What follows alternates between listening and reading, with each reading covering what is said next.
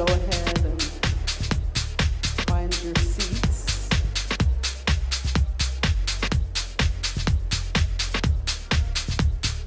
We all set? Good morning. Good morning.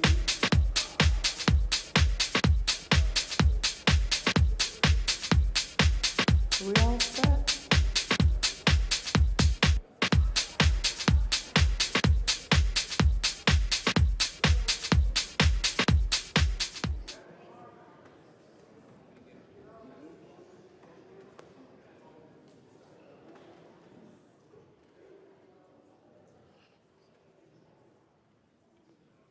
Good morning. Thank you. Thank you for your patience.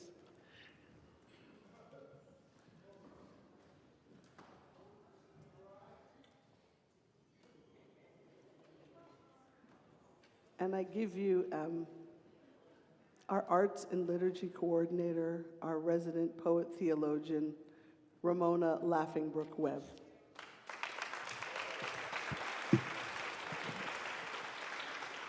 Good morning, Glide. Good morning, Glide. Good morning, Glide. Happy Mother's Day. Happy Nurturing Day. Day of lifting up our ancestry, our legacy holders, those who have come before us and those who are walking with us.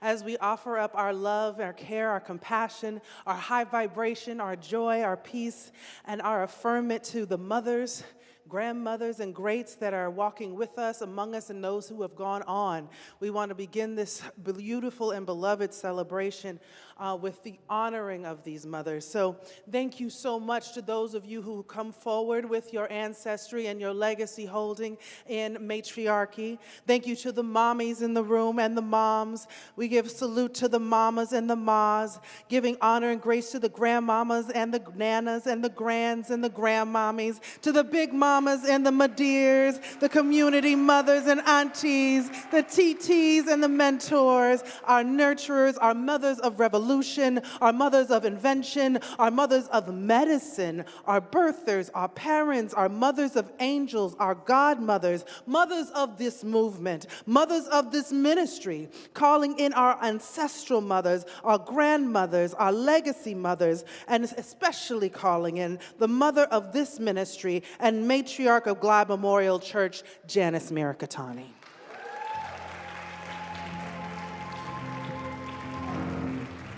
And as we continue to open the way to showing love, care, appreciation, affirmation, love, and legacy to the mothers and those who have held the nurturing practice and have affirmed us as we have grown up and grown through and continue to uplift ourselves and our communities, let us call forward the names of the mothers and ancestral aunties and community mothers that have gone on before us, those legacy holders whose footsteps we are continuing to walk in and with. Let us call out their name and then say Ashe. Repeat after me, church, Ashe.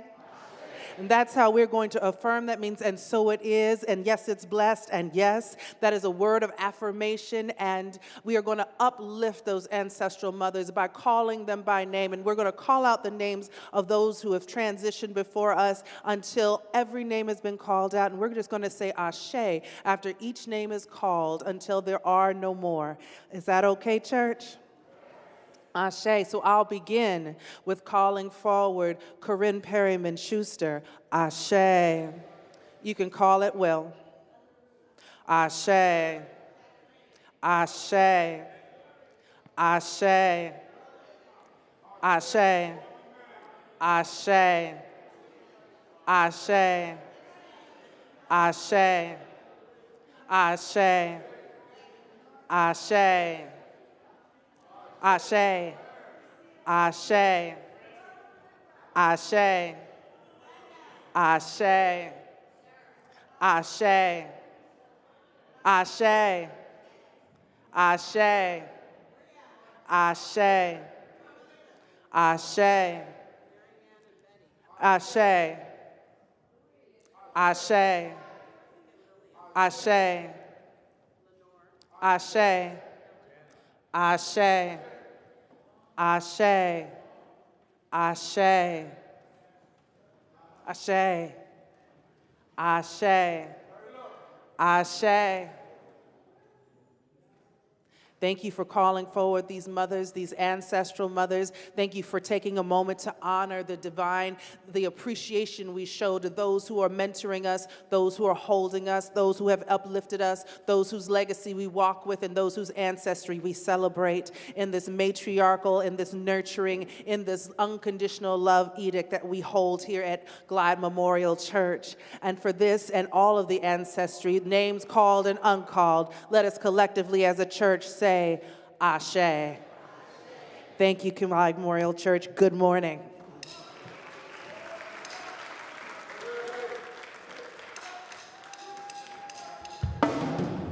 Good morning, Glide. Thank you, Ramona, for centering us this morning. We appreciate you. We're going to ask God and Goddess not to pass us by this morning. Let's go, y'all.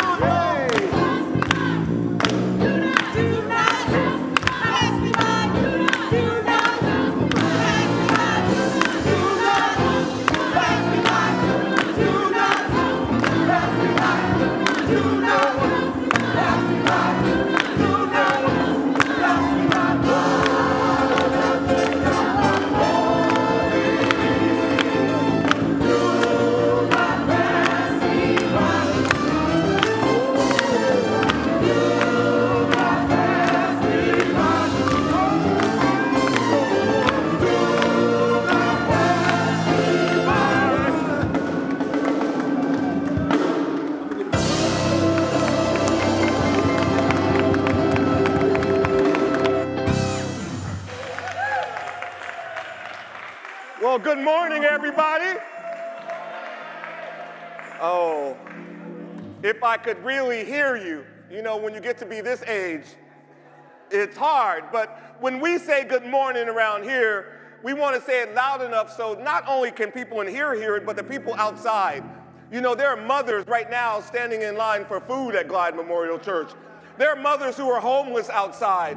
There are mothers in the throes of addiction outside. And so if we're going to say good morning, we want to say it loud enough so everyone can hear it and feel invited into this celebration. So let's try it again. It's not a test, but it is. Good morning, everybody. Yes, give yourselves a round of applause for being here today. My name is Marvin K. White, and I'm your minister of celebration, and I am so happy that you are here with us today. My sisters are here in the house. Surprise me. My auntie is in the house, too. Oh, my God. My sister Margaret, my sister cousin Sonia, my auntie Jetta May, my sister cousin Tawa, and my sister Donna are all right here in the house.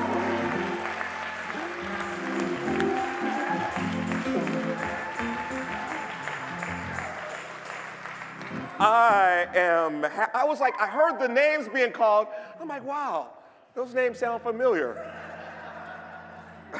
So welcome to this revolutionary mothering celebration, where mothering is a movement and not just a moment, y'all. We gather here to say not just Happy Mother's Day, but to say thank you for all the mothers and those who learn from mothers and mother figures for your survival strategies. You like what I got on? You like this? Okay.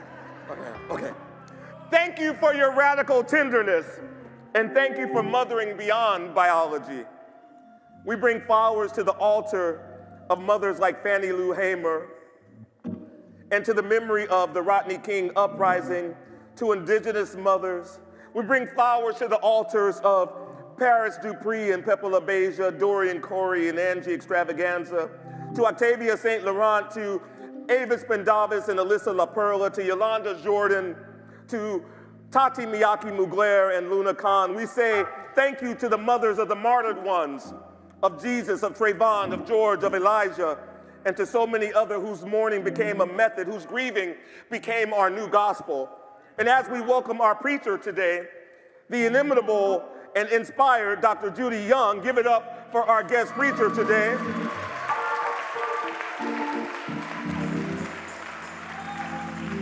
I want you to be prepared to be midwifed into a deeper knowing of what mothering can actually be.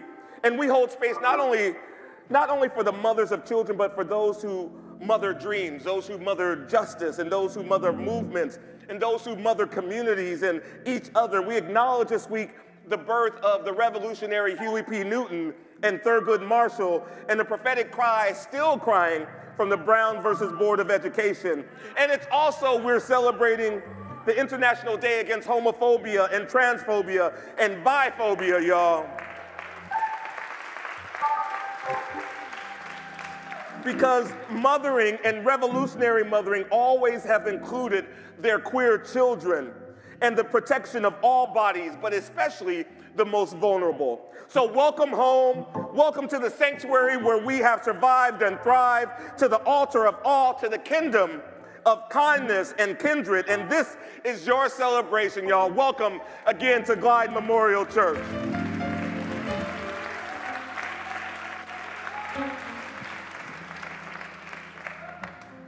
And our writing prompt, with which there are journals going around, should you feel inspired to be creative with us, write a little something down that moves you today. We're going to start with a quote from John 16:21. When a woman is giving birth, she has sorrow because her hour has come. But when she has delivered the baby, she no longer remembers the anguish, for the joy that a human being has been born into this world takes over.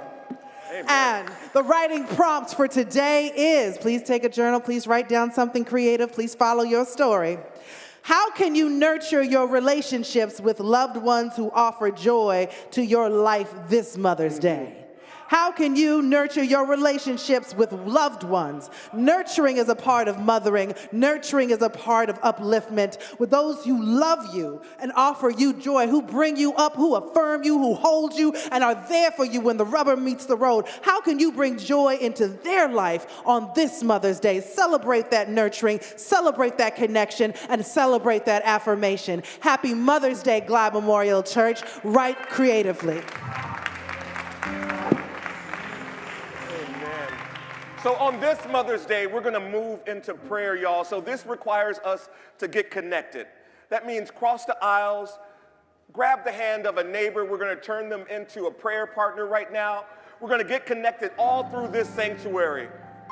You know, what we know is that there are all kinds of denominations. There's AME, there's UMC, but Glide is CME. We are a Christmas, Mother's Day, Easter kind of church. So we welcome you into this CME service. Let's get connected all through this sanctuary. The Stiers are here. Good to see y'all in the house. There we go. That looks good. Thank you for participating. That looks weird, but that's good. That's good. I see Mike. Okay, I see it. I see it. Everybody's connected. If you're online, all the ways you can participate in the prayers are in the chat right now. If you're here in person, you can always handwrite your prayers and put them in the prayer baskets on either side of the stage, or you can point your camera at the QR code on the screen behind me, and that will take you to our virtual offering basket. Or you can just get something in mind right now that you want to pray for, or somebody you want to pray for. And if prayer is not your thing, just bring your highest wish for somebody into this moment. Bring your idea about what peace or love is in the world. Bring that into this room. Maybe there's something that you're grappling with. You just want other people to hold with you. Bring that into this room. Maybe you want a door to open or a door to close. Maybe you want somebody to come close to you or somebody to go far away from you. All of that is good. Maybe you just want to write your name on the prayer slip so you know that someone is going to call your name and be in agreement with you for the highest vision that you have of your life. Get something in mind right now and let us pray. Mother God, Mama God, moaning, mourning, magnificent God, you who rock the galaxies like newborns, you who wipe the tears of mamas who must bury their children and bless the babies who call no one mama. We thank you for the kind of mothering that shows up with hot water cornbread and deep wisdom, with protest signs and prayer cloths. We thank you, mothers, for picking up other mothers who know that grief is a dish best served with greens and gossip and God. We bless the mothering that's chosen, bless the mothering that's reluctant, bless the mothering that shows up in teachers and aunties and mentors and neighbors and lovers. Bless the mothering of those who never got to say goodbye. And today we lift up the memory of revolutionary mothers like Fannie Lou Hamer, and the laws that were changed by Thurgood Marshall, and the lives saved by every queer mama who said to their child, "You are mine too." May this space called Glide Memorial Church be a womb, warm, dark, and creative, where something new is being born in all of us today. Let us mother our world back into being. Let us all be midwives of joy. Let us be nurses of justice. Let us rock one another towards resurrection. And if you can be in agreement with this prayer, I ask that you simply say, amen, hallelujah, right on, shalom, salam, namaste, ashe, and aho.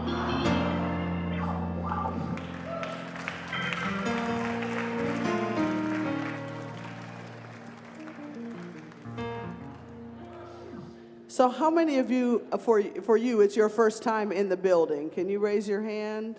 We are so grateful that you are here.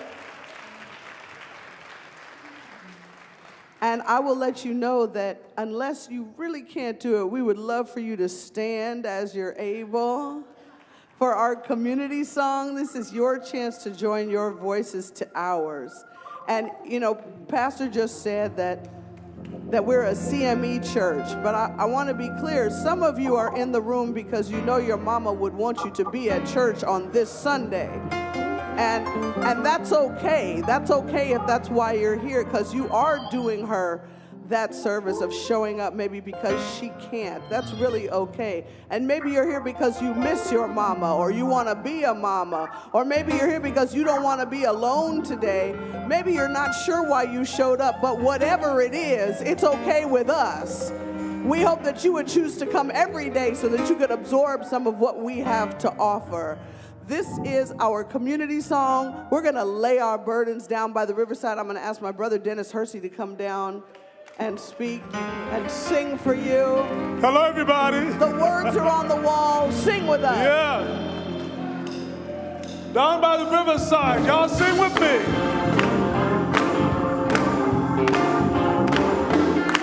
I'm gonna lay down my burdens down by the riverside. Down by the riverside. Down by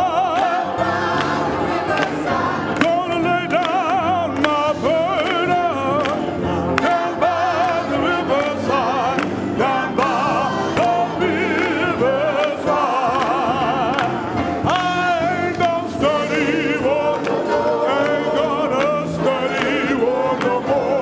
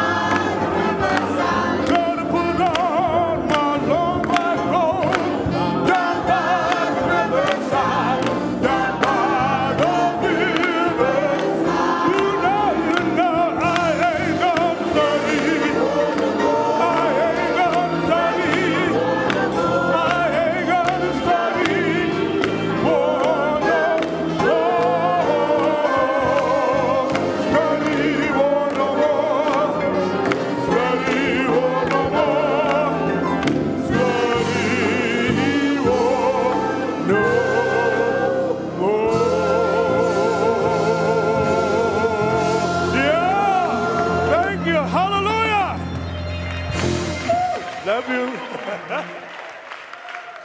So, what it means to not study war no more, or as we say in Oakland, I ain't studying you no more. I'm not putting up with war no more. I'm not putting up with gripes. I'm not putting up with feuds. I'm not putting up with not speaking to you. We ain't gonna study war no more. That's the truth right now. So this is our community embrace. Whether you're at home watching online, downstairs in Freedom Hall, or calling in on our phone line, we're all holding each other right now. So we're gonna walk around this sanctuary, we're gonna shake somebody's hand, say what's up to somebody, or give them a hug. But this is our community embrace, everybody.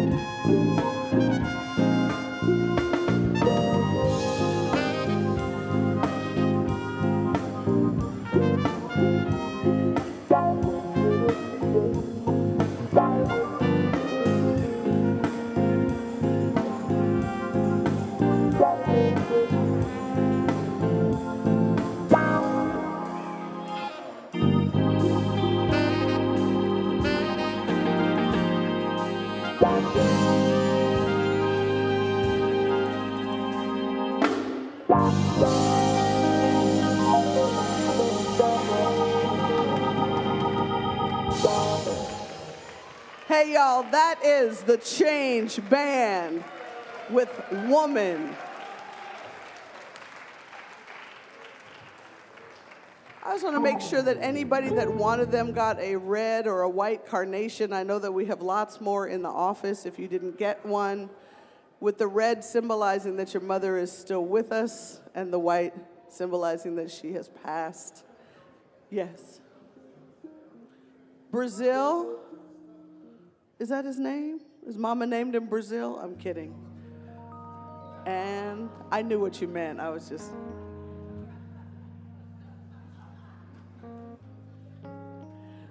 we have a board member here and a friend of Glide and a longtime congregant, and we just want to acknowledge George Bridges and the fact that he lost his father just this past week, just a week or so ago, right? Yeah, which is just a very complicated time. For those of us who have lost a parent, I think we would not recommend it. It doesn't feel great, and I just want to acknowledge George, and I'm going to ask him to wave his hand because I hope you'll give him an extra hug or a little bit of love or something. We're going to start our choir songs with something not so traditional. Actually, Pastor called when we were in staff meeting this week, which is fun. And I think we've only done it once before. I'm going to ask Amy and Aaron to come and stand up, join us. And I think the last time we did this was when we were hoping that we were going to put Kamala in the White House again. And that's okay. We're just going to keep repeating the statement because I know in my own life, there have been women in charge of so very many things. And I just want to say out loud that the Glide Ensemble is going to sing about it on today. Put a woman in charge.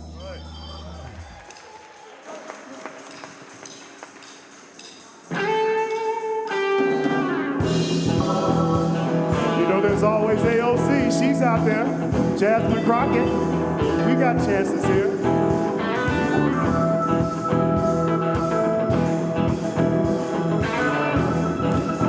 Back when, in the beginning of time, man made the fire, then the wheel went from a horse to an automobile. He said the world is mine. He took the oceans and the sky. He set the borders, built the walls. Won't stop till it owns it all. And here we are, standing on the brink of disaster. Enough is enough, is enough, is enough. I know the answer. Put a woman in charge.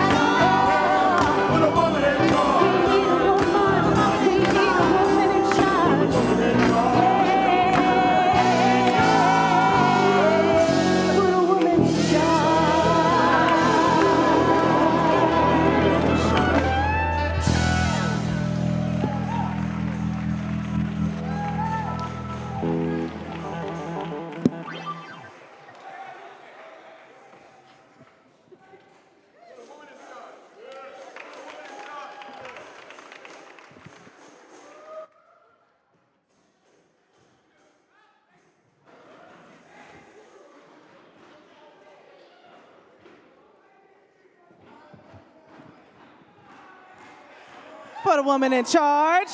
It's got good energy on it. It's rising us up in a high vibration. I see that we are still in that high vibration of knowing what is good about the women who are in charge in this country, in this room, in our communities, in our movements, in our lives, in our hearts, and in our spirits. We are very clear about the incredible importance of the women in our lives. And speaking of important women, we next have our incredible Glide Memorial preacher for this Sunday, for this revolutionary Mother's Day. We have Judy Young. Judy Young is an educator, mentor, activist, and advocate, and lifelong learner. She currently serves as the executive director of the UCSF National Center of Excellence in Women's Health and the co-director of its Black Women's Health and Livelihood Initiative. She is also the co-founder of the Black Women's Health and Livelihood Initiative. Both of these things do not exist other places. She is an incredible revolutionary. She's an incredible movement in passion and in person. She has incredible gifts and skills and talents. As a director, she leads with compassion and love, care, and thinks of the whole person. As a person in the community, she is always uplifting everybody's highest vibration and frequency by supporting. She has Jam for Joy. I see you, Zumba folks. I see you here. I'm grateful that you were able to join us for service. And the proceeds that Judy Young and her co-facilitator create from Zumba go on to facilitate, help uplift other nonprofits, organizations, and businesses in the community. They don't take the money home. They put it right back into the community that supports them. So without further ado, I bring forward to you an incredible leader, an incredible teacher, an incredible mentor, an incredible mother, a incredible nurturer, an incredible leader of this revolutionary movement as it concerns women and women's health, very specifically, and gender-expansive people. She stands in it, stands for it, and is an incredible example of what humanity looks like when unconditional love is allowed to run wild. Please, Glide Memorial Church, put your hands and hearts together and welcoming forward Judy Young.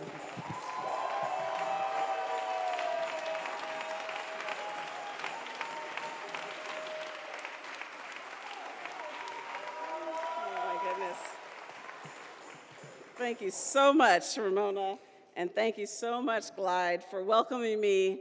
It's amazing. It's hard to always follow such a warm welcome. Thank you. It's so beautiful to be here, and thank you, choir. Thank you, everybody in band. Well, they've moved, but thank you all. They moved so quickly, I didn't even see that happen. They snuck out, but they are there in spirit. I thank you all for welcoming me here. I am honored to be here, and it just warms my heart to be back here. I do have family here. My wife Cheryl is here. My godson is here with his moms, and my Zumba family is scattered throughout the pews. And so and I know I have folks watching as well. And so I'm just very honored to be here to share a few words and to be a part of this Revolutionary Mothering Month. That is amazing, and I really appreciate the framing. I got a chance to watch some of that Reverend Marvin's ministry last week, and I want to just repeat some of that framing because I think that if you didn't get a chance to hear it, I think it's so important, and I really embrace and embody that framing in my life, and I appreciate the way it's been communicated and the way it's been embraced. And revolutionary mothering is a sacred assignment for everyone, whether you're queer, trans, straight, housed or unhoused, whether you're struggling or not, whether you're cisgendered, if you've ever held space for everyone, anyone, if you've ever done anything like that, you're a revolutionary mother. So I'm quoting the Reverend Marvin. And so I appreciate that and just want to embody that and want to share those messages and words again. So I just want to make sure that continues on in your mind and in your spirit. So thank you. When I was younger, I thought mothering really had to look like a particular thing. And I took it a particular way, and I spent a lot of time in my life trying to craft it into this little box, and I don't even know where I got that message, but I'm sure it came from outside. And I tried to fit it into this little tiny box and spent time and energy and resources trying to make it fit into this box, and of course, as you can guess, it didn't fit. And I got to approaching the year of my 30s, and I was just incredibly depressed and didn't understand why. And I spent some time in therapy and realized and was able to sort of push those walls of those boxes away and started to understand that, I created this box that just didn't make any sense. And as many of us learn through therapy or through other sources, that those boxes aren't there for us. And I started to unpack those boxes, started to push those walls away, and really started to create the life that I wanted and deserved, not the life that I thought I had expected, right? And so I started to create a life that was full of opportunity, full of possibilities, even full of unknowns. Things that I didn't know, but God had planned for me that I didn't even know. But those are the kind of things that we have to pay attention to. And I started to create the space to grow and be myself even more fully, and I'm still actualizing all of the things that I don't even know that are in store for myself. And that, to me, is a revolutionary act, right? Making space and understanding that there's things that we don't even know, but stepping into that and stepping out on faith and learning to just take that. And so I share that part of the story with you to help you understand that those lessons come, and being willing to walk those lessons, and being willing to push away those boxes of expectation and stand. And so some of these lessons I learned from my family and my mother, and so since it's Mother's Day, I'm going to share a little bit about that, and then I'm going to talk a little bit about the work that I do and how I've tried to embrace some of that mothering and some of that revolutionary style into the work that I do, and then how I'm integrating that. And so that's how I've kind of framed my conversation for today. And so I'm going to start with lessons I learned from my mother, and it is 20 years since she has transitioned to an ancestor, but she is with me all the time. And so I know she's a part of this day, and she's with me. I talk to her all the time and ask for her guidance. And so she was from a small town, Oxford, Ohio, about 35 miles from Cincinnati. And she was the youngest of 3 children. Was kind and generous and would give you the clothes off her back if she could. We moved as a family away from extended family, and we moved a couple of times and could never afford to go back to visit our extended family. So we created family of choice wherever we were. And I learned how to do that from her. I learned how to build community from her and from that, creating that extended family. So growing up, I never felt lack. I never felt like we didn't have enough. We didn't have an abundance, but we never felt lack. We were happy. And somehow my parents managed to make us feel like we had always had enough. Recently, I have a very dear friend, and recently she told me that she always thought we were rich. She always thought we were financially rich. And I said, no, we weren't. But we never felt it. We were rich in love, and we were rich in community. And that was really significant. And I cherish that. And so I've carried that forward, how to always make sure that I'm rich in love and rich in community going forward, and the finances find their way. And so I learned from my family, I learned from my mother, that there's always room at the table for someone else. Always room at the table, and so you have to just create that. You have to find that, and you have to pay attention to who's not at your table, and find who needs that invitation, because there's somebody out there who needs that invitation to be at your table. And they may not know that you may not realize that they're not asking, and you may not realize that they're in need. And so who's not at your table, and how do you invite them there?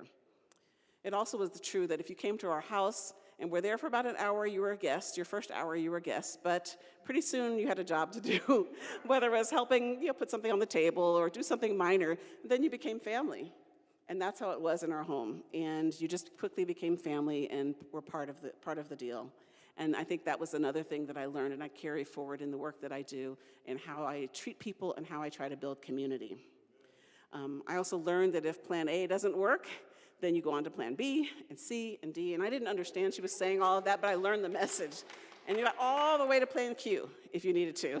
And many of times I have learned that that's where I go. And I didn't understand at the time she kept saying that. And when you're young, you're like, oh, Mom, why are you saying all this? But I now value that because I have had to make up the plans over and over and over again and be diligent about that and continue on. And so I think that those are important lessons that I learned because some of us get hardwired that if this doesn't work, you can't do it. And that's not true. You just have to find another solution, another path. So those are important things. And I think another important thing that I really learned was really being clear about my values and about standing up for my own values because they keep me rooted. They keep you rooted in who you are and headed in the direction, and they never steer you wrong. I've left relationships, I've left jobs, I've even left a school program over misalignment of values. And sometimes you're really aligned for a long time, and then all of a sudden you wake up or you change directions or you take off your glasses and you realize, oh, I'm no longer aligned. Something happened there. And you need to wipe your glasses off, or you need to figure something out, ask more questions, dig a little deeper, put those glasses back on maybe, and figure out what that next move is. And sometimes you have to leave that situation or push through in a different way or get some other help and figure out if you're still aligned, and that it's okay to make those changes. It's okay if there's a misalignment, but sometimes that's a cause for making a change. And it's important to understand that and to make that change. And change is not a bad thing, even though some of us I was afraid of change. But change can be a good thing. The important thing is staying aligned to the values, right? And so that was a huge lesson to learn and to take forward with me into everything that I do. And then another important thing that I learned is that hugs do heal. Just like a good meal, a warm smile, a kind word, an unexpected note in the mail, or a song, right? Songs do heal.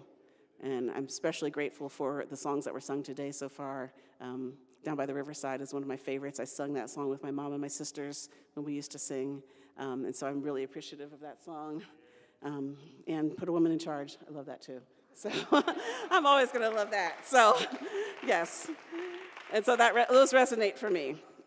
Some of those learnings, I really transitioned to the work that I do, and so I want to talk a little bit about how those have impacted the way I work and what I do, and I'm going to tell you a little bit about what I do and how those lessons have really sticking to the values and what is important and how that resonates. And so I've been a public health warrior, educator, leader for over 30 years, working to nurture, support, elevate, educate, advocate, and strategically align and advance the health and well-being of women in community settings and in academic settings. And I chose this career in public health because I saw an opportunity to be engaged in the most up-to-date research and information and to be able to strategically align and impact the health of my community and the health of my family.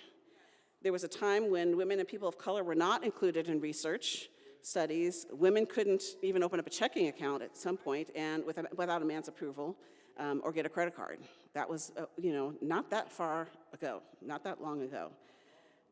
We know that women are the caretakers of their family and of the community. And when it comes to the health, if a woman is healthy, the family is healthy. Right? We just know that. It's true. If a woman's healthy, so when you educate a woman about health, when you provide services, you provide access to a woman, the whole family benefits from that. Right? And so it's really important to think about that. And so when you invest in women, you invest in the whole community. It's really revolutionary.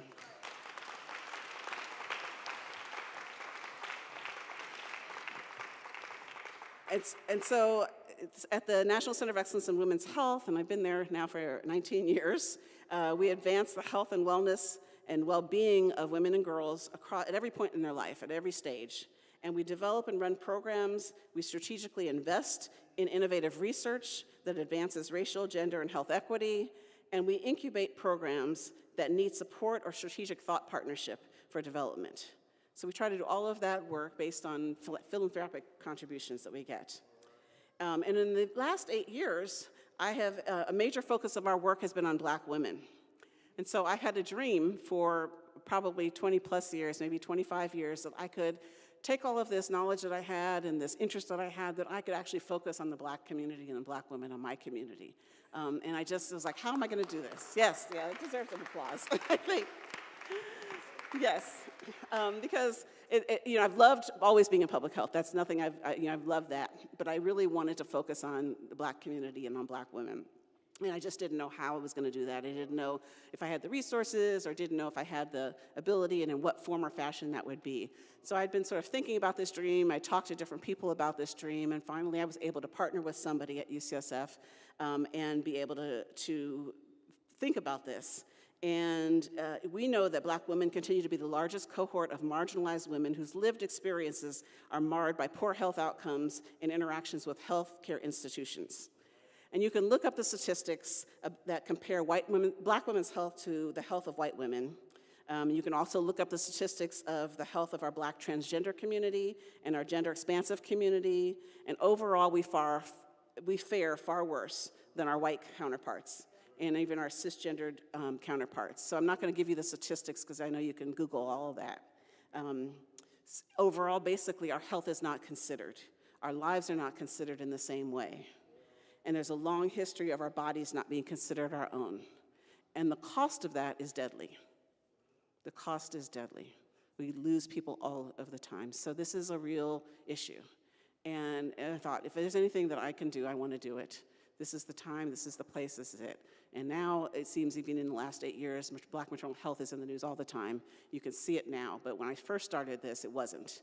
And so I said, I have to do something. What can I do to make a difference? And I got to the point in my life and my career, I said, I have to speak up, I have to do something. And so that's where I decided to dive in. So about 7 years ago, I co-founded and now co-direct the Black Women's Health and Livelihood Initiative, which is a key initiative of the National Center of Excellence in Women's Health, with the mission of addressing root causes of health disparities and health care disparities for Black women and Black gender-expansive people to achieve wellness across the lifespan. And the initiative envisions a world where Black women and Black gender-expansive people are valued and nurtured in the same way that we care for others.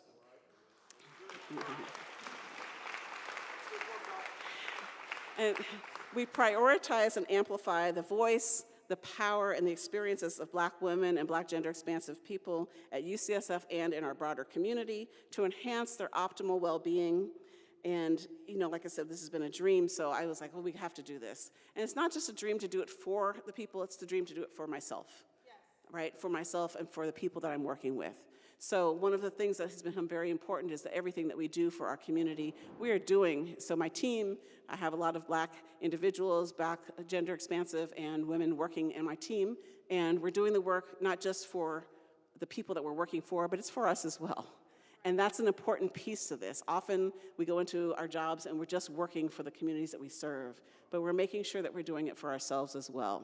And so I'm going to tell you a little bit about our programs so you understand the context of what we're doing, but I also want to tell you why we're doing it. And so our programs fall under a lot of different categories, 6 different areas that we're focusing in: equity and justice, health and well-being, education, leadership, community building, and finally, leadership and construction of knowledge. Construction of knowledge and research, excuse me. And so we have a Black wellness clinic, and we wanted to make sure, so we know that Black individuals face medical trauma in their experience with institutions. We're not heard, we're not seen, our cares are not concerned, our pain is not heard. There's a whole laundry list of things. So we wanted to create a clinic that would help address some of those issues, that would allow people to be seen, heard, and get their cares met. So we started with a specialty clinic, and so we're hoping to grow this. It's a specialty clinic, it's a reproductive justice framed clinic where Black patients get to see Black providers. It's artistically and culturally designed. Yeah, you can interrupt me, clap, whatever. It's artistically and culturally designed to support Black well-being. And it's primarily focused on gynecological care, family planning, obstetrics care, and some short-term mental health. But we hope in the future to add primary care when we can find a Black primary care physician. So if you know somebody who's interested, let me know. Always out there looking. And we hope to add some additional wraparound services too when we have the capacity to expand. So those are some of the things that are on the horizon. It's open a few days a month, and we also hope to add more time when we're able to. And what is nice is this clinic has longer appointment times. And we also have a patient advocate as a part of the clinic. Our patient advocate, which is also new to UCSF, sits with our patients or talks to them on phone or Zoom and gets to really hear some of the trauma and the bad experiences that they've had, and helps patients be more prepared to see their providers. So the patients are, it reduces some of the trauma, so then when they go in to see the provider, they're better prepared. They know how to ask their questions, they know how to advocate for what they need, they know how to get their concerns addressed. They're more prepared to see their provider. And whether it's our providers in the Black Wellness Clinic or other providers that they're seeing at UCSF, they are better prepared, and that's the goal. So our advocate serves that role and really helps be a liaison between any provider and the patient. So we're really excited, and our feedback has been phenomenal, that this has really been a life-saving thing, that people it's keeping people from falling through the cracks. And that's our goal, and we love that. we hope to expand that program as well when we have more capacity to expand that program. We also have a Black Women's Patient Family Advisory Council.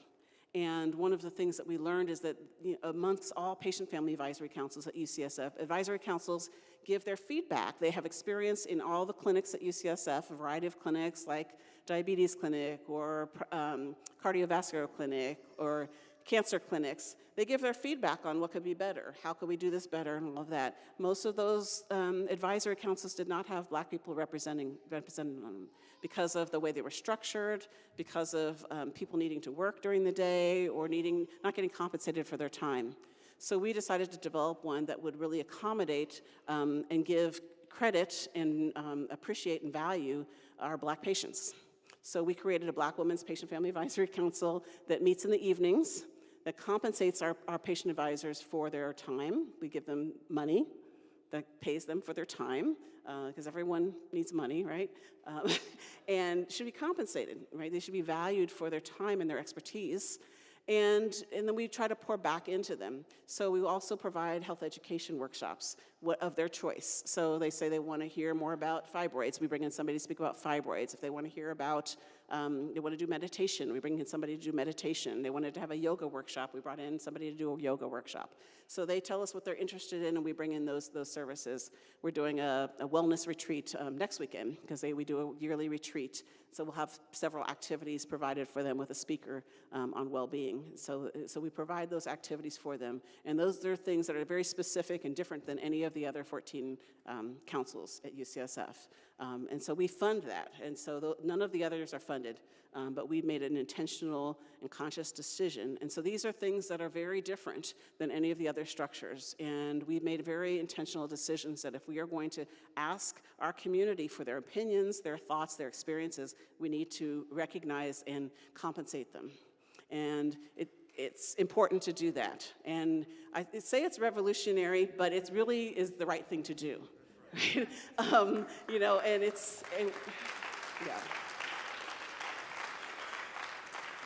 For big institutions to always want to partner with community and get opinions and perspective, but to not compensate them and make sure there's a way and a pathway to do that is significant. And so we're trying to model to the institution what can be done and how to do this differently. And so that's a piece of modeling to the institution. So we are figuring it out and showing the institution how to do this. And this is a model that can be taken by the institution and demonstrated with other communities as well. And so we are trying to show the institution how to care for us and how to do it in all these different ways. And that's everything that we do, is to show the institution how to care for us as Black people, and to also, in the meantime, care for ourselves the way we deserve to be cared for. All right, so there's a couple of different threads to this. And thank you. So we're trying to do this as best we can. We're responding to what the community says they want to do and what they need, but we're also trying to make sure that we can demonstrate that we deserve to be cared for. We deserve to have space. We deserve to take up space as Black people and have the right things done for us. And finally, we have a Black Wellness Center, which is another place that we take up space. It's a physical space that allows us to offer workshops, meditations, community building, because everyone wants to gather as community, and that's one of the most important things when something happens in our community, a trauma, a heart event, we're able to gather people together so people can reflect on it and be together and see each other. Sometimes we just gather for meditation when we're having stressful weeks. We gather for yoga. We gather for writing workshops. Our wellness events are all planned and led by Ramona Laffenberg-Webb, who thoughtfully figures out what we need and works with our community to plan them and implement them, and gives us a way to frame what we're doing and think about them. And we have an art gallery, so the space looks and feels like it's home to many people. People come in and sit down and just say, they just come and take a breath. Which tells us, and the feedback is, this feels like a place I want to just be. So it's curated also by Ramona, and it gives us a sense of belonging, a sense of connection, which the data that we collect on our staff and our providers says that there's a sense of disconnect. So we're trying to fix some of that disconnect by giving people a space to feel connected. So those are some of the things that we're doing. There's others, but I just want to touch on a few things that gives us that connect. And for me, that's an alignment with the values that I have, taking care of my community, demonstrating to an institution how we do that by showing and trying to affect change in those different ways. And if they say we don't have the money, we go out and try to find the money. So those are the things that we're trying to do to support the community.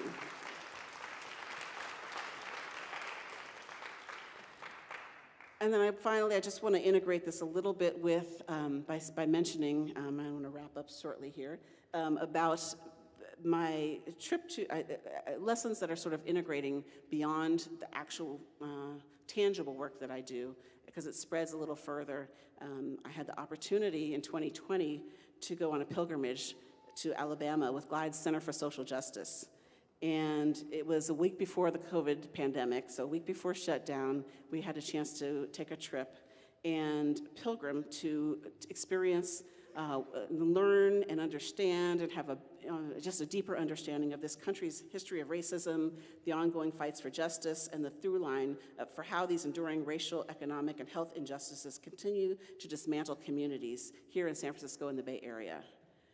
And the pilgrimage and the ongoing community that many of us built after the 2020 trip have been essential to the integration of my learnings and actions I've taken since then, and to how I continue to live my purpose. When you have personal or positional power, you're often put in a position to speak up for those who don't have a voice or who aren't at the table that you've been invited to. And even though as a Black woman, there are tables I'm not invited to often, but there are tables with my positional power, and I've been at UCSF long enough that I am invited to a lot of tables. Sometimes I'm the only one, sometimes I'm the only Black person there, but I'm at the table in many cases. And so one of the things that when you have positional power is noticing who's there and who's not there, and who you need to invite, right? So I always have to think about, how do I secure the presence and participation of those who aren't there? That's the first thing, and try to get the participation, the active participation of those who aren't there. How do you elevate the voices who've been excluded or marginalized? And if I can bring other people along with me, I do. And sometimes you can't. Sometimes that's not possible for a variety of reasons, and then it's my responsibility to then speak for those who aren't at the table. But that speaking for comes with a great responsibility, and I have to be very thoughtful and mindful and careful about that. And it starts with listening. It starts with understanding the community that I'm speaking for, and it starts with a lot of humility. And so learning how to do that, learning how to do that skillfully and thoughtfully is very important. And so I think that as we think about, for any of you who are at tables, who have positional power, and you're at tables where somebody else is not there, please think about that carefully. Think about how you can make sure the community that's marginalized can be at that table, that voice, that experience can be at that table, and how do you ensure that? Because we need, in order to change some of the things that we're all trying to change and move forward in our communities, we need to make sure all voices are heard, all experiences are heard. That's the only way that we're going to make change in the world and in our communities. And I hope that that will resonate for all of you. And the final thing I want to just sort of wrap up and close on, because I think that making change and being revolutionary, and I think all of us are revolutionary in our own way, is we can't just do it for the outside, we have to do it for ourselves as well. We have to take care of ourselves and consider that a revolutionary act. Sometimes we're not taught that. And there are times that we're not taught to take care of ourselves. Some people are just wired to do that automatically, and some people are wired to take care of others all the time, and you have to learn to take care of yourself. So I wouldn't be myself if I didn't tell you that I have had to learn more to take care of myself. My mother took care of a lot of other people, but she had to learn to take care of herself, too. That's the one thing I learned, too, is taking care of yourself. So I wouldn't be myself if I didn't tell you that I had to learn how to take care of myself, and I've learned that even better and better, and I'm doing better at it. I'm giving myself an A for that. And so, I mentioned before that many of my Jam for Joy community, which is my Zumba community, is here. That's the name of our business. And so one of the ways I take care of myself is I teach Zumba. So I dance. And when I'm not teaching, I still dance. I dance every day.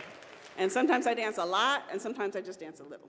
I already saw dancing out here, and I love it, because dancing is so important. It's so healing. So moving your body, getting the stress out, but also expressing your joy through movement is so important, and I try to do that as much as I can. So I do a little bit of dance every day. I laugh every day, so I encourage you to find something to laugh at.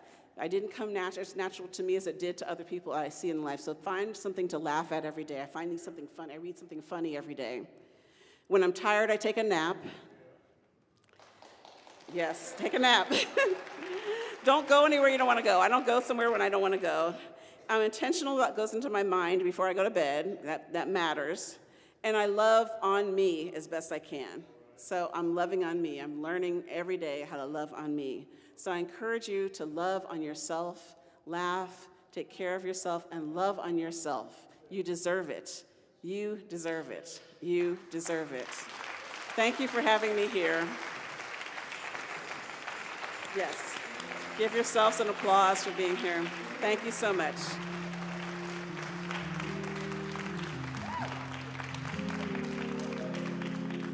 Give it up for Dr. Judy, everybody. I love what she said. When a woman is healthy, the whole family system is healthy. If a black woman is healthy, the whole world could be healthy. I believe it. I believe it. I believe it. This is the work we're doing at Glide Memorial Church and the Glide Foundation. We're making sure that everybody has a shot at excellence, everybody has a shot at wellness, everybody has an opportunity to be a part of beloved community. We have, sometimes, y'all, God speaks to me in interesting ways. Oh, don't sit down, because this message might be for you. If you're driving a black Prius, license plate 8UHX029, God told me you're about to be towed. So you should go move your car right now. Really? A Steyr? So listen, this is what we're going to ask you to do.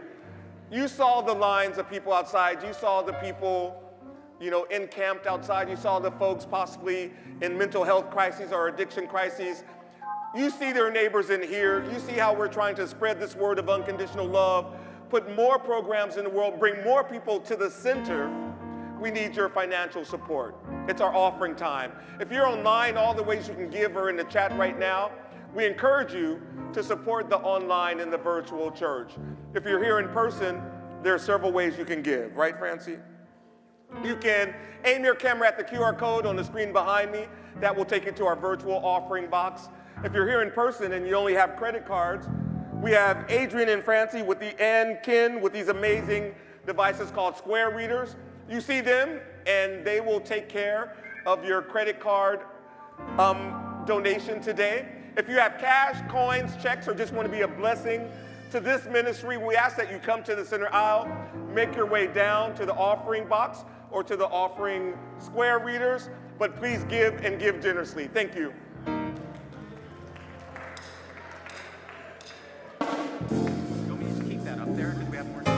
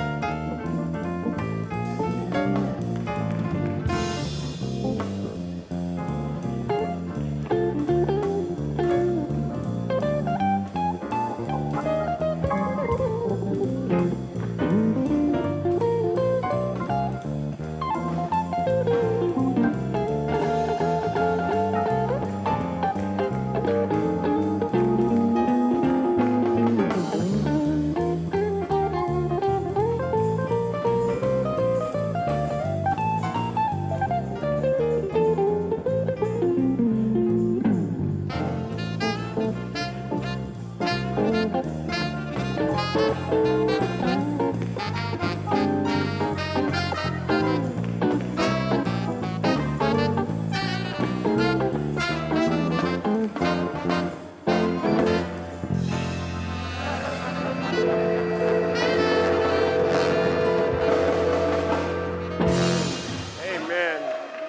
Can y'all feel the love we're trying to generate right now? It don't sound like you can feel it. Can you feel the love that we're trying to generate right now? Give yourselves a round of applause for participating in the generation of unconditional love. Thank you so much for your gifts. We are going to do a great job in making sure we spread this message even further, even wider. But right now, we want to bring forward a member of our community. Stick around also because we have some more music for you. We're going to bring LaWanna forward. She's going to tell her glide story. And it is our hope that you will reflect on her story and find your story in her story. So we're going to bring LaWanna, and she got people with her.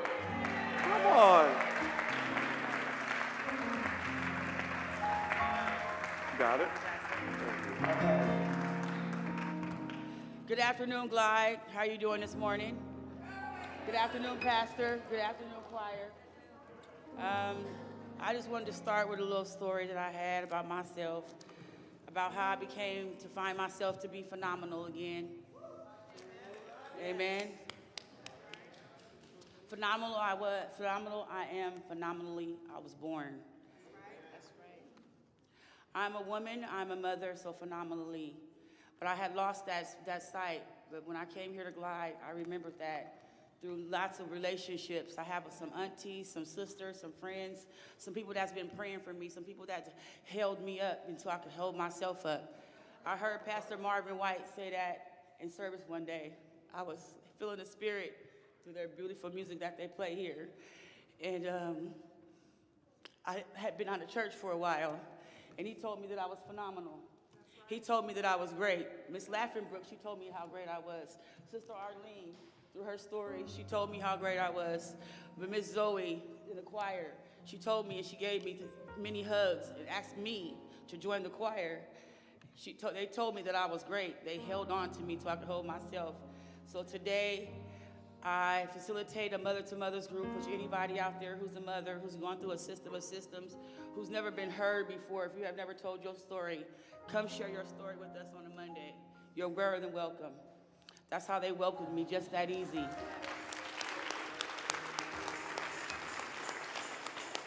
Also, because of Glide today, I have a job that I have learned how to sustain today. I'm a spiritual care navigator. Say it again. I'm a spiritual care navigator. I can pray with you today. They believed in me that I can pray with people. I always loved to pray with people, but now I have a position that I can pray and sit and help people to services. That's a great and awesome feeling, to feel so phenomenal that I can hold that position. I met some great sisters in my prayer circle, Sister Tiana and Miss Lily. They held me so great. Those hugs, they feel welcoming. Not only do they feel welcoming, they make me feel like I'm a friend, a part of a family that I never had here at Glide. I am, because of Glide.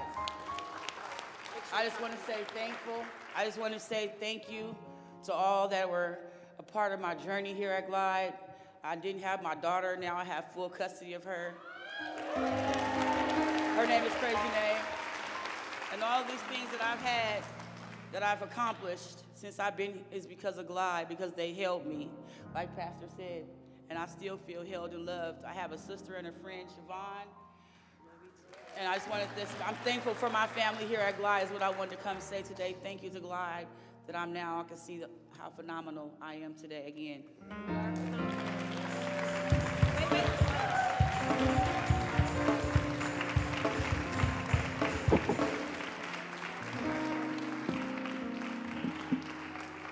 Thank you so much for your witness and for your testimony. Margaret Ann, can you do a closing drive for the mother-to-mother group when you clean out your closet next time? Okay. All y'all, all my sisters? Y'all don't know, they're gonna close the whole block. Thank you, LaWanna, for your witness and your testimony.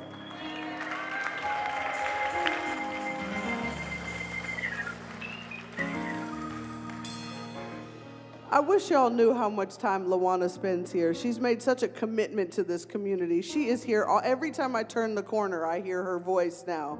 On days when I know she should probably be off taking care of herself, she's in this building trying to learn, trying to grow, and trying to share the fullness of herself with this community. And you know, we wear bracelets sometimes in the choir that I gave out that say, healed people heal people. And I want to say that Lawana is just the embodiment of that. She is healing, and she is healing.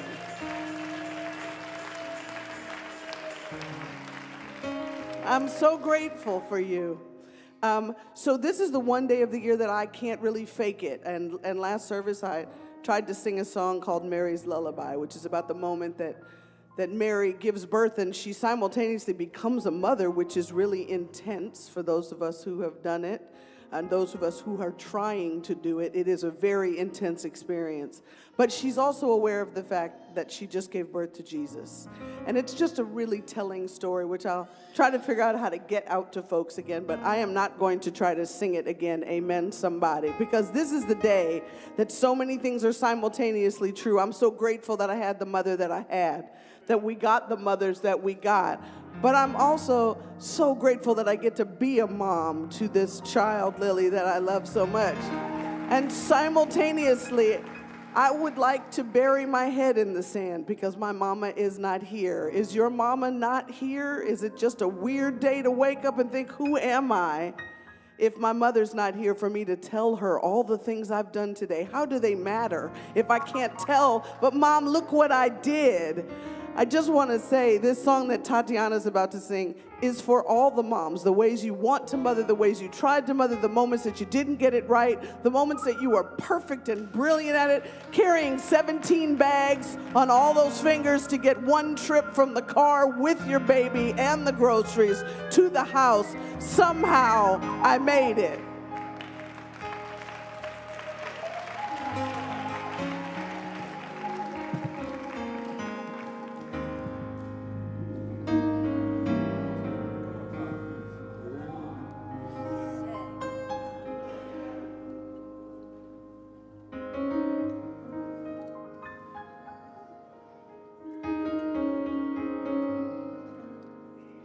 Somehow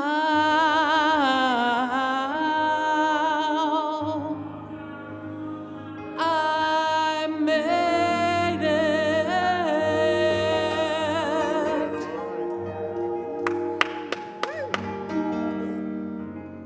Somehow I made it. Come on, G. Come on, G. Through it all,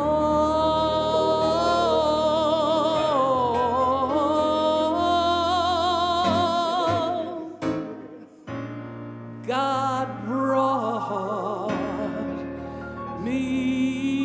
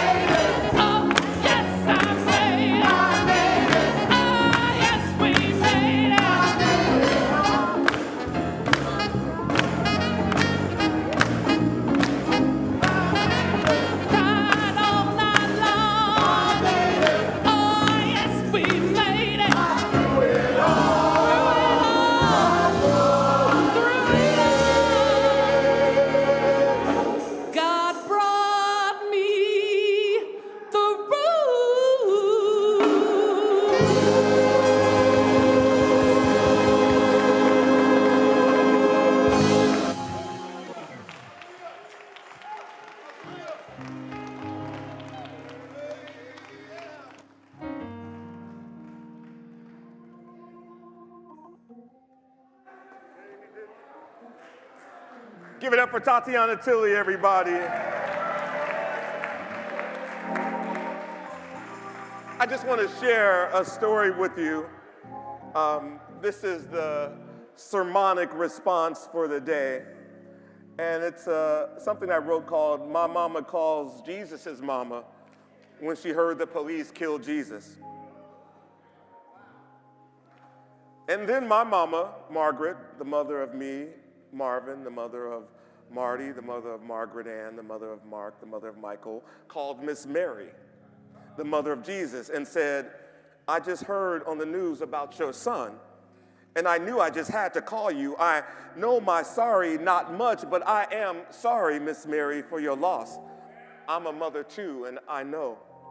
Then my mama said, I'm going to swing by and pick up Larcinia Floyd, the mother of George, and Shanine McLean, the mother of Elijah, and Sabrina Fulton, the mother of Trayvon, and Wanda Cooper Jones, the mother of Ahmad. Miss Mary, the mother of Jesus, got that far-off look in her eyes. Miss Mary, my mama say, don't worry about that thread. We gonna fix it. We, your sewing kit. And that hole you're in will not get any bigger, Miss Mary. We know everybody talking about him to you, and you ain't had a chance yet to just sit with your grief, so we gonna sit with you, Miss Mary. And when they got to Mary's house, the mother of Jesus, my mom and them said, you take your time getting back into creation, okay? Sister Larcinia, open up them curtains and crack the window a little bit and let some fresh air in. Auntie Shanine, don't you think it would be nice if you took Miss Mary outside and sat under the sun for a while? And Miss Allison got tea cakes and made her great-grandmama tea cakes. And Miss Wanda stopped by with a honey-baked ham and picked up a big old spiral cut, bone-in. Miss Gwen in the kitchen doing the dishes, and your bingo club sent you deviled eggs. Miss Geneva want to know where you keep your Tupperware. Never mind, she found it. My son is cutting your lawn. I hope that's okay. Yes, that's a great picture of Jesus. I like that they're using that one of him smiling. This is how the women in my family respond to death, any death. They respond with life-affirming gestures. After the details are done and the dust settles, the house empties, and the phone calls trickle down, they begin the real work of making sure that grief holding begins. That's when the mother of my family are activated. They become mothers in other ways. I marvel at their ability to become women who mother other mothers. They seem to become more of themselves in these times. No one, grief is too big for these women to hold. Their ministry of presence shows itself to be about a radical and a particular kind of caring. Mothering isn't the role to which they are relegated. By their own volition, they clean and they cook and they keep watch. They field questions and they run baths. They witness and they sit with Miss Mary. And while the news says another young African man has been killed at the hands of, the mothers call the other mothers. Leslie McSpadden, the mother of Mike, Gloria Darden, the mother of Freddie, and Allison Jean, the mother of Botham. My mama say, my boys played with your boys. I knew Jesus. I knew Freddie. I knew Michael.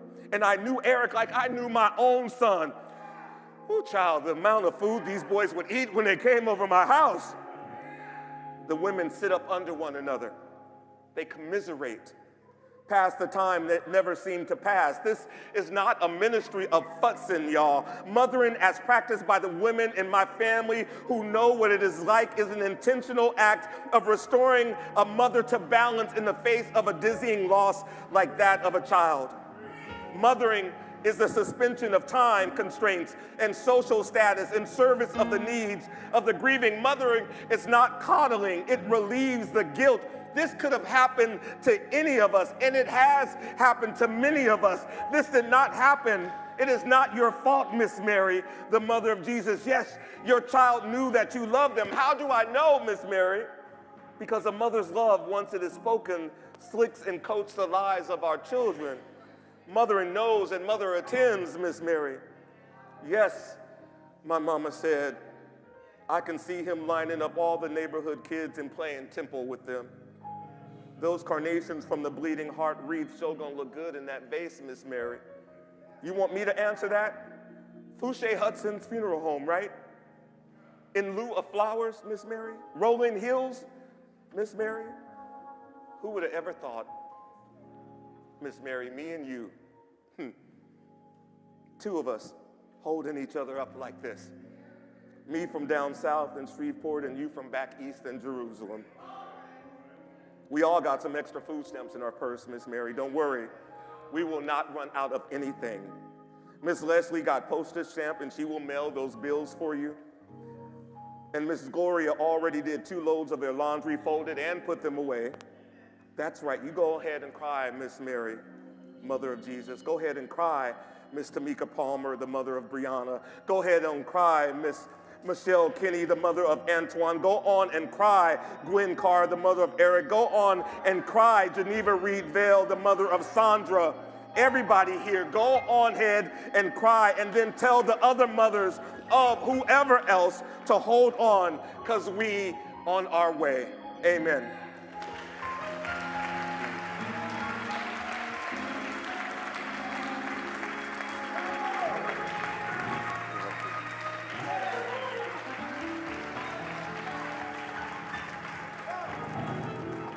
Thank you all. Thank you all. You know, I hope that you have found your way into Glide Memorial Church. I hope you have found your people, your place. I hope you know that the center of this church is you, that you are recorded in this sanctuary. We know when you won't be here. We will be looking for you. The invitation is always yours. We want to see you again.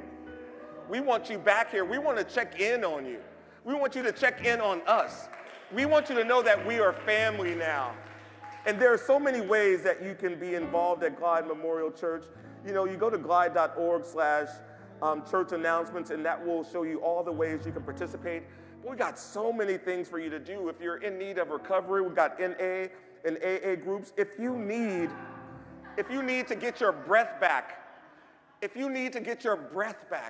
after this world has tried to take your breath, hear me, y'all, if you need to get your breath back after this world has tried to take your breath, we have a Saturday morning breathing workshop. You come here and you get rooted in this ancient Indian yoga, these sessions that promote healing and balance.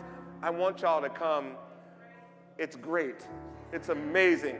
And she's here. Stand up and let them know that you are here.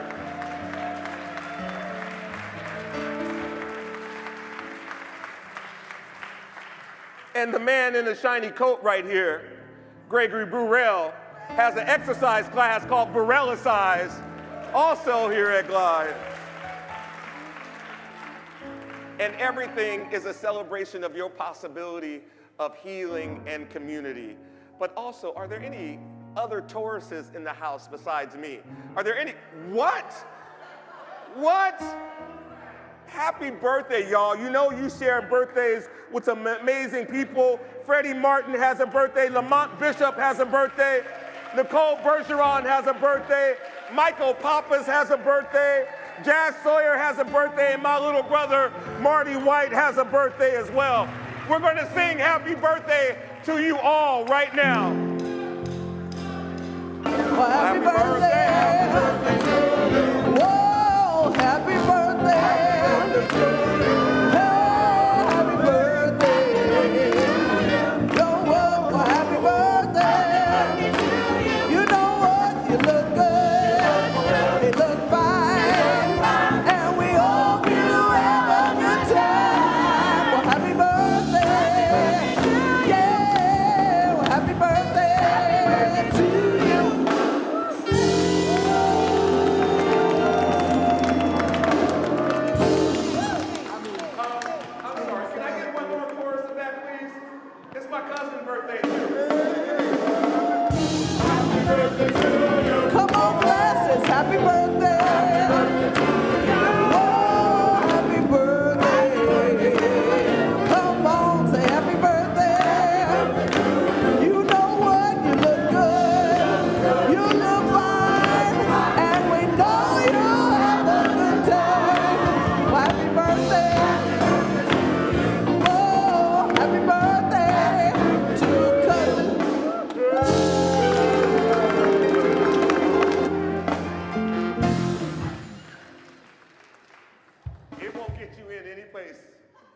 but knowing the pastor can get you a birthday song.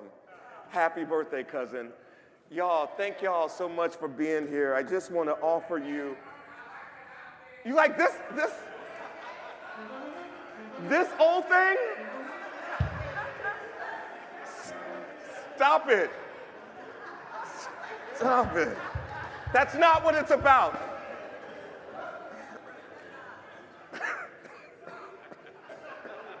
Look, y'all, I want you to go with the wisdom of all of our mothers, the collective mothers, the mothers we called out by name. Can you imagine this great cloud of mother witnesses now introduced to each other because y'all called their names out? There's this great mother reunion that's happening because we called all their names out, and now they are collectively watching over all of us right now. So I want you to go knowing that all of these mothers are whispering into your bones. I want you to go wrapped in the shawl of revolutionary love. I want you to go and be midwives of justice and doulas of joy and aunties of audacity. I want the mothering that you need comes to you so you can do the birthing that you need to do. I want you to grieve what needs to be mourned, and I want you to return this world to its fiercest place that it can be. I want you to go in love and in power and in peace. My name is Marvin K. White. It is my privilege and my honor to be your minister of celebration. I'm going to ask you to do one more thing. Get back up on your feet, join hands, and we're going to sing our way out of this Mother's Day celebration. Happy Mother's Day, everybody. The lyrics are on the wall. The song is God Be With You. Everybody get connected.